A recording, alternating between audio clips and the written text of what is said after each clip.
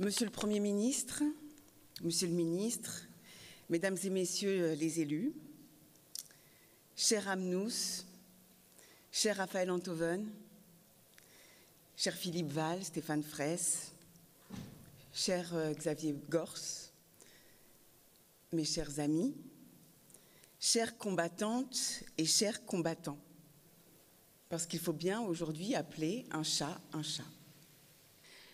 Aujourd'hui, les bourrasques sont violentes, nous le savons, et la France, que dis-je, la France, l'Europe, le monde, sont confrontés à des tempêtes que ni la tradition ni la mode, surtout avec ces nouvelles égéries des grandes marques, ne peuvent apaiser.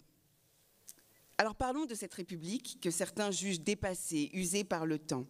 Mais à quel moment avons-nous décidé que la modernité signifiait d'abandonner nos principes fondamentaux ? Pourquoi devrions-nous troquer nos idéaux contre des polémiques, du buzz, parce que l'air du temps l'exige? La modernité, c'est renforcer justement les fondations de cette maison républicaine pour qu'elle puisse tenir bon face aux tempêtes présentes et à venir. La République est en crise, nous le savons. Ses valeurs sont attaquées de toutes parts, fractures sociales, déchirures identitaires.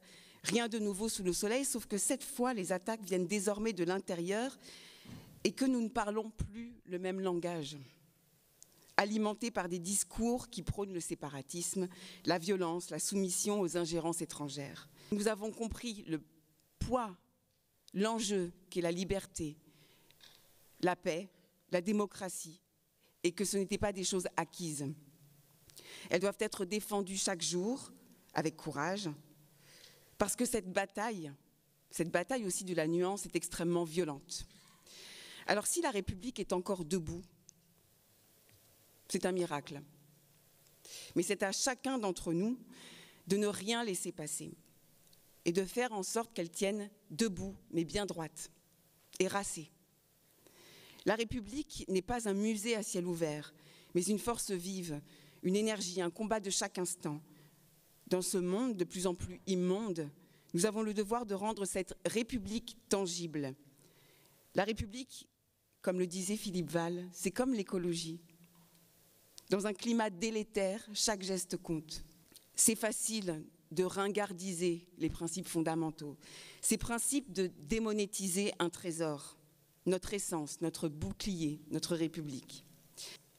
La France, c'est une société où chacun doit vivre librement, où chacun doit être respecté pour ce qu'il est et ce qu'il sera, où chacun est protégé par les mêmes lois et doit devenir, au cours de sa vie, autre chose qu'un racisé.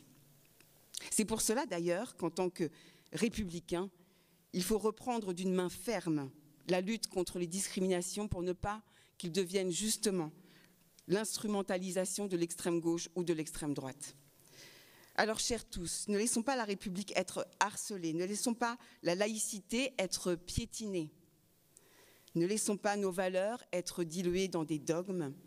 Il nous faut réparer et recoudre impérativement notre pull républicain, réaffirmer haut et fort que la France est une, indivisible, laïque et démocratique, et que nous sommes prêts à nous battre pour qu'elle reste en vie.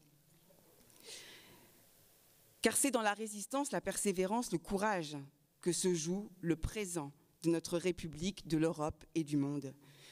Nous devons être à la hauteur face à l'obscurantisme et aux côtés des combattants de l'Ukraine, d'Israël, des femmes iraniennes, afghanes, de l'Afrique subsaharienne, dans l'héritage de nos lumières, de nos bibliothèques et de nos artistes. Si nous savons regarder le monde en entier, il est évident que le monde nous regarde.